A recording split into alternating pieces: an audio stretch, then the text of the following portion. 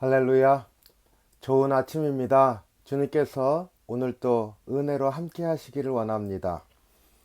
시편 65편 같이 나눕니다. 제가 1절로 4절, 6절로 8절 말씀을 봉독합니다. 하나님이여, 찬송이 시온에서 주를 기다리오며 사람이 서원을 주께 이행하리이다. 기도를 들으시는 주여, 모든 육체가 주께 나아오리이다.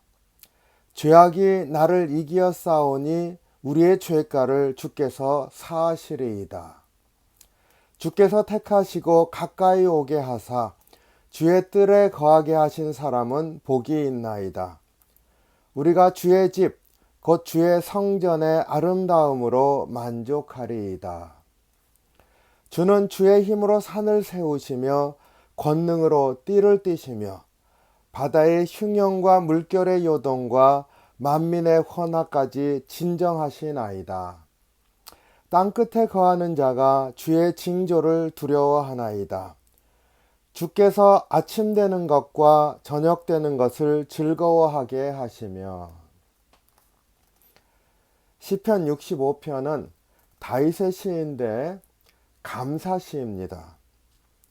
하나님께서 이스라엘 백성에게 행하신 놀라운 구원의 역사에 감사하는 그러한 시편입니다.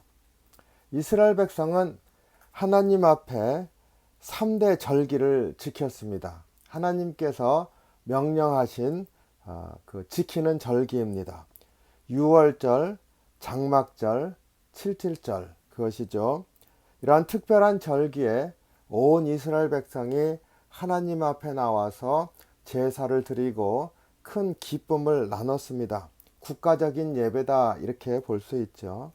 이러한 큰 절기 예배 때 낭송이 되던 시거나 혹은 안식일 예배 때 하나님 앞에 감사함으로 드리고자 할 때 낭송되었던 그런 시편으로 우리가 알고 있습니다. 그러니까 다윗의 감사시가 대대로 오늘 우리에게까지 그 감사함으로 설 수 있도록 만들어주고 있습니다. 오늘 이 시편 감사의 내용을 이렇게 살펴보면은 무엇보다 하나님께서 나를 이렇게 구속하셨습니다. 그 구원하신 은혜를 노래하고 있는데 그 원형은 출애굽이죠.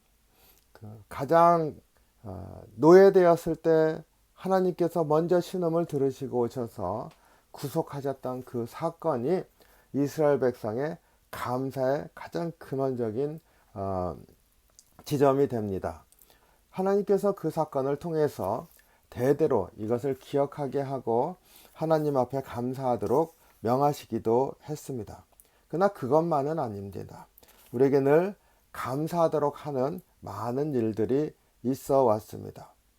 이 감사시에서 감사의 이유를 먼저 앞에 열거하고 있는데 1절에서 5절까지 내용이 그것이니까 5가지가 있습니다.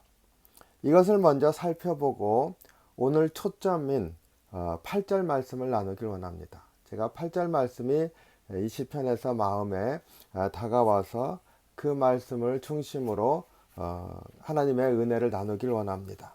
먼저 1절로 5절에 있는 다윗이 하나님께 감사하는 그 이유들 살펴보면은 참 아름답게 표현을 했습니다. 1절에 보니까 찬송이 시온에서 주를 기다리고 서원을 주께 이행합니다. 이렇게 고백하고 있습니다. 찬송이 시온산에서 하나님의 성전에서 하나님을 기다리고 있습니다. 무슨 말이에요? 모든 백성들이 하나님의 성전에 모여서 하나님께 찬송을 하면서 하나님 우리 찬송을 들어주십시오 하는 그러한 마음으로 그 앞에 있는 모습을 그리고 있지 않습니까? 그러니까 찬송이 충만하게 하나님 앞에 올려지고 있습니다. 그러면서 간절한 마음, 하나님 우리의 찬송을 들어주십시오. 엘리야가 갈멜산에서 그 바알 제사장들과 대결할 때 그 희생제사를 놓고 하나님께 기도하지 않습니까? 그랬을 때 그 제사 제물 위에 하늘로부터 불이 임하면서 태우지 않습니까? 하나님 기다리고 있습니다. 오십시오. 뭘까요? 찬송이. 하나님 앞에서 시온산에서 하나님을 기다리고 있습니다. 그리고 사람들이 하나님께 서원한 것을 다 이행하고 있습니다. 하나님, 우리가 주님 앞에 약속했던 것을 다 지키면서 살고 있습니다. 그 백성이 여기 와 있습니다. 감사할 제목이죠. 2절에 보니까 기도를 들으시는 주님, 모든 육체가 그 들어주신 기도에 감사합니다. 이렇게 얘기를 합니다. 그러니까 모든 육체가 하나님의 그 응답하시는 것을 통하여서 감사합니다. 우리는 하나님 앞에 기도하였는데 하나님께서 놀라운 응답을 해주셨습니다. 이런 고백입니다. 3절에 비록 죄악이 나를 이기지만 주께서 우리 죄를 사하십니다. 큰 감사 제목이죠. 우리가 다 잘한다는 얘기가 아닙니다. 죄가 우리를 이겼습니다. 하나님 앞에 감사하는 하나님 백성이라고 고백하면서 감사 제목들을 열거하고 있는데 우리가 하나님 앞에 또 죄를 졌습니다. 이런 얘기입니다. 그렇지만 하나님이 사하십니다. 감사합니다. 하나님이 우리를 얼마나 사랑하시는지를 잘 알고 있는 고백입니다. 얼마나 어찌 보면 참 뻔뻔하지 않습니까? 내가 죄 졌어요. 뭐 이런 얘기잖아요. 그렇지만 하나님께서 우리를 사하십니다. 뭐 교만한 마음에 그게 아니지요. 하나님 우리를 늘 사랑하시는 것을 경험으로 알고 있으니까 그것을 통해서 하나님 우리가 돌아보니 또 죄에 졌습니다. 그렇지만은 하나님께서 우리를 용서하십니다. 사하십니다. 그래서 감사합니다. 4절에 보니까 주의 뜰에 거하게 하신 사람은 복이 있습니다. 주의 뜰이 어딥니까? 그 성전에 대제사장만 들어가는 데가 지성소라고 하고 제사장들 들어가는 곳도 있고 그러면 그 앞에 성전 뜰이 있지 않습니까? 그 성전 뜰에는 이스라엘 백성들이 쭉 나와서 거기서 하나님 앞에 제사 드리고 찬송하면서 기다리는 곳이지요. 그래서 제사장뿐만 아니라 이스라엘 백성들도 서 있는 곳입니다. 그러니까 성전 마당입니다. 그 성전 마당에 서게 하신 그들은 복이 있는 사람들입니다. 그곳에서 제사 드린 후에 그들이 하나님 앞에 감사하면서 같이 또 제사 드렸던 것들의 일부를 가지고 나누면서 축제를 하지 않습니까? 그 3대 절기 축제들이 다 하나님 앞에서 제사 드리고 또 하나님께 감사하는 그런 나눔이 또 있지 않습니까? 이러한 것들을 고백하고 있습니다. 그 자리에 있는 것이 얼마나 감사합니까? 우리가 같은 그 백성으로 제자교회 교인들 혹은 모든 교회들 마찬가지입니다. 각 교회 교인들 하나님 앞에 예배 드리면서 이렇게 모여 있다는 사실 자체가 얼마나 감사한 겁니까? 그리고 5절에 제가 이 5절은 읽질 않았습니다만 땅의 모든 끝과 먼 바다에 있는 자들도 하나님의 의를 따라서 행하신 일로 인하여서 이스라엘 백성에게 응답합니다. 되게 재밌습니다. 하나님께 응답하는 게 아니라 하나님이 공의로 행하셔가지고 그러니까 이스라엘 백성을 지키신 거죠. 놀라운 역사를 일으키지 않았습니까? 그것을 바라보면서 이스라엘 백성을 그들이 많은 말에 응답을 합니다. 이스라엘 백성이 감사하죠. 다윗이 감사할 수밖에 없습니다. 하나님 우리가 뭔데 하나님이 우리를 구속하시는 그것을 저들이 보니까 오히려 우리의 말을 듣습니다. 이런 얘기입니다. 이게 감사 제목인 거죠. 이렇게 하나님께서 행하시고 또 우리에게 특권을 주셨죠. 하나님 앞에 나올 수 있도록 그런 은혜들을 언급하면서 이것이 하나님 앞에 감사하는 이유입니다. 하나님을 찬양하는 그러한 감사의 제목들이 참 아름답게 표현이 되어 있는데 아름답기만 한 것이 아니라 우리의 신앙생활에 늘 있는 것과 똑같지 않습니까? 우리도 바로 그런 특권을 누리고 하나님 앞에 감사 고백하면서 서는 하나님 백성이죠. 이것이 똑같은 감사의 제목인 줄로 믿습니다.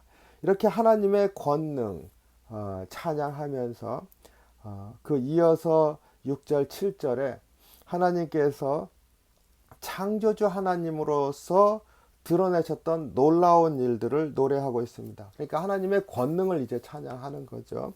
6절에 보니까 주의 힘으로 산을 세우시고 세상 지으셨습니다. 그런데 하나님의 권능으로 산을 세우셨습니다. 우리가 보기엔 산은 압도적입니다. 그런데 그것을 하나님이 산을 세우셨습니다. 하나님의 권능을 나타냅니다. 그리고 권능으로 띠를 띠셨습니다. 그렇죠? 권능으로 옷 입으셨어요. 하나님은 권능이십니다. 이런 얘기입니다. 7절에 바다의 흉형과 물결의 요동, 즉 세상의 자연의 재해들, 그리고 우리를 두렵게 하는 모든 세상의 것들, 그것을 하나님께서 진정시키십니다. 하나님의 능력에 대해서 이렇게 얘기를 하고 있습니다. 그러니까 두 가지죠. 하나는 하나님이 창조하신 권능을 찬양하면서 또 창조하셨을 뿐만 아니라 손을 놓고 멀리 계시는 게 아니라 자연재해나 모든 우리를 두렵게 하는 것들을 하나님께서 진정시키시고 다스리십니다. 이게 하나님의 권능입니다. 라고 권능을 찬양합니다. 그리고 이제 그 권능의 찬양 가운데 8절이 나오는데 이 8절을 오늘 묵상하길 원합니다. 땅 끝에 거하는 자가 징조를 두려워하나이다. 주께서 아침 되는 것과 저녁 되는 것을 즐거워하게 하십니다. 이렇게 노래합니다. 하나님의 권능에 대한 노래 일부입니다. 8절이 6절부터 8절이 하나님의 권능을 노래하는 것이니까 8절도 하나님의 권능을 노래하는 것입니다. 그런데 그 권능은 우리에 관한 것입니다. 창조주 하나님, 그 다음에 세상 자연을 다스리신 하나님, 그런데 그러고 나서 우리를 향하셔서 행하신 하나님이십니다. 그 하나님이 무엇을 행하셨어요?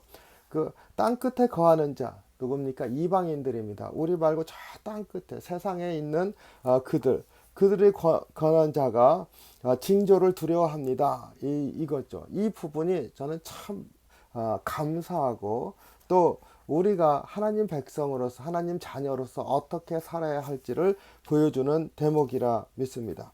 땅끝에 거하는 이방인들, 이스라엘 역사에 보면 언제나 그들은 이스라엘보다 몇 배나 강한 자들이었습니다. 그렇죠. 출애굽할 때도 이집트라는 그 당시에 최고의 강대국이지 않습니까? 제국입니다. 그 이집트의 대제국을 떨게 하셨습니다. 그렇죠? 이스라엘 백성을 결국 내보내지 않습니까? 그러니까 땅 끝에 거하는 자 이방인들입니다. 그들은 언제나 이스라엘보다 강했는데 그들은 하나님을 두려워하게 되었습니다. 그런데 그게 여기에 대목이 뭐예요? 징조를 두려워하나이다 이랬습니다. 그 징조가 뭡니까? 그 징조가 바로 우리들입니다. 그 징조는 이스라엘 백성의 입장에서 봤을 때 하나님께서 그 적들을 우리를 구속하는 과정 가운데서 떨게 만들었습니다. 이집트를 떨게 했죠. 출애굽 이후에 광야를 거쳐가면서 적들과 싸워서 계속 이겼습니다. 근데 그들은 언제나 이스라엘 족속보다 강한 족속이고 특히 가나안 족속 중에서 그 7족속이 연합하게 되는데 그 한 족속 한 족속이 이스라엘 백성이 처음에 가나안 정복하기 전에 정탐꾼 보냈을 때 보기만 하고도 무서워서 도망치지 않습니까? 그래갖고 하나님 주신 약속 잊어버리고 그것 때문에 불순종으로 광야 40년 방황하게 되지 않습니까? 그런 족속들이 7이 연합했습니다. 이유가 뭐예요? 하나님께서 그 이후에 가나안으로 이렇게 오게 하실 때 하나님이 함께 하시면서 적들을 물리쳤는데 이들이 하나님이 함께 하신 이스라엘이 두렵다는 것을 깨닫게 되죠. 그래서 그 하나하나가 강한 부족인데 연합해서 그 이스라엘 맞습니다. 그럼에도 불구하고 그들이 무너지게 되죠. 그러니까 그 강한 적들, 땅 끝에 사는 자들, 이방인들, 그들이 하나님 백성과 함께 하시는 하나님으로 인하여서 이스라엘 백성을 두려워하게 되었습니다. 그러니까 징조가 무엇이에요? 그들에게 있어서 징조는 뭡니까? 이스라엘 백성이 다가오는 것입니다. 그런데 그 징조, 이스라엘 백성의 삶 자체가 하나님이 그들과 함께 하시는 역사를 보여주는 창구입니다. 하나님이 그들을 구원하시려고 하나님이 하신 권능의 역사들이 그들 안에 나타났고 그들을 통해서 이방 땅에 영향을 미쳤어요. 그들을 무너뜨리고 그들을 쫓아내고 그들로 그 이스라엘 백성이 엎드리게 만드시고 그들이 이스라엘 백성이 그들에게 징조가 되었습니다. 그러니까 여기서 징조는 바로 이스라엘 백성입니다. 그러니까 이스라엘 백성 입장에서 보면은 하나님께서 우리를 이 세상에 살아계신 하나님이 우리와 함께 하신다는 것을 보여주셨습니다. 그래서 우리가 이 세상에 하나님이 살아계신다고 하는 증거입니다. 우리가 하나님의 징조입니다.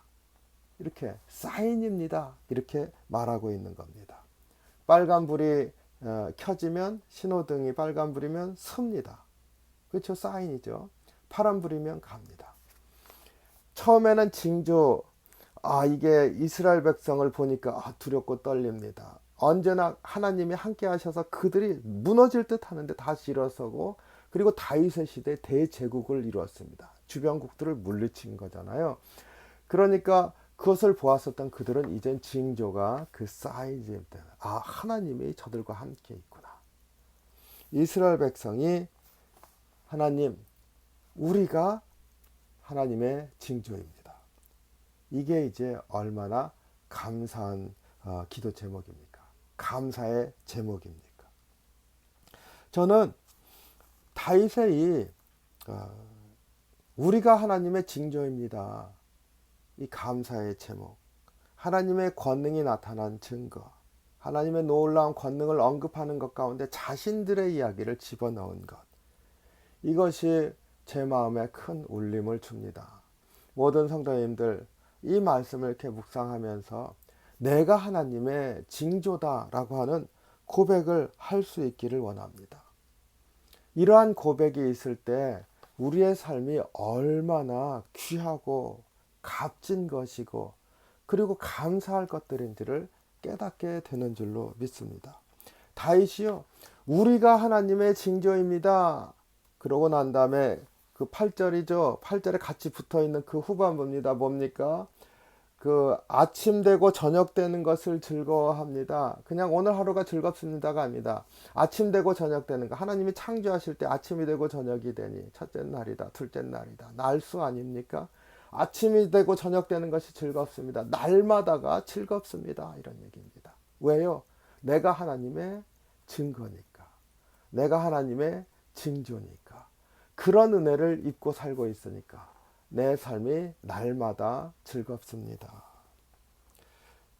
제가 이 8절을 이렇게 보면서 우리가 사실은 이렇게 즐거워해야 되는데, 우리가 어려운 일이 닥치면 우리도 모르게 어려운 일을 보고 하나님이 우리에게 베푸셨던 그 은혜들을 잊어버리고 기뻐하지 못하고 살고 있는 것인가?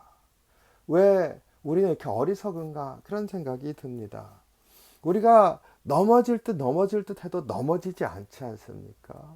그 이유가 무엇이에요? 이스라엘 백성이 꼬꾸라질 듯 보이고 죄 때문에 스스로 무너지기도 하고, 그래도 무너지지 않지 않습니까? 왜 그렇습니까? 하나님이 그들을 일으키시고 은혜를 베푸시고, 그리고 하나님이 약속하셨던 그 약속을 신실하게 이루시면서 인도하시기 때문입니다. 우리도 그런 하나님을 바라면서 살고 있습니다. 그렇죠? 그러니까 이 다윗의 이 감사의 제목, 그것이 오늘 나의 감사의 제목이 되기 원합니다. 하나님이 나에게 은혜를 베푸시고 살아계심을 드러내시기 때문에 내가 오히려 세상에 하나님이 살아계심의 증거가 됩니다. 이런 고백을 하길 원합니다. 우리 찬송 429장, 우리가 잘 부르는 그 1절이 너무나 감사한 그런 찬송입니다. 제가 다시 한번 기억하시라고 1절 읽어드립니다. 세상 모든 풍파 너를 흔들어 약한 마음 낙심하게 될 때에 내게 내려주신 주의 복을 세어라. 주의 크신 복을 내가 알리라. 이게 우리가 부르는 찬송 가사 아닙니까? 하나님이 나에게 베풀어 주신 은혜를 돌아보고 그것을 한번 세어보아라. 그러면 내가 알게 될 것이다. 낙심될 때에도 새 힘을 얻을 것이다. 내가 하나님이 주신 복을 깨달아 알게 될 것이다. 이 다윗의 내가 하나님의 증거입니다 하는 고백과 일맥상통하는 찬송가 가사입니다. 오늘 우리가 받은 은혜를 돌아보고 내가 하나님의 증거다 고백하는 그런 은혜가 있는 귀한 하루가 되기를 원합니다. 그래서 주님 바라보면서 다시 한번 감사하고 주님과 동행하는 은혜의 하루가 되시기를 주님의 이름으로 축원합니다. 기도하겠습니다. 사랑이 많으신 주님, 은혜와 사랑에 감사와 찬양을 드립니다.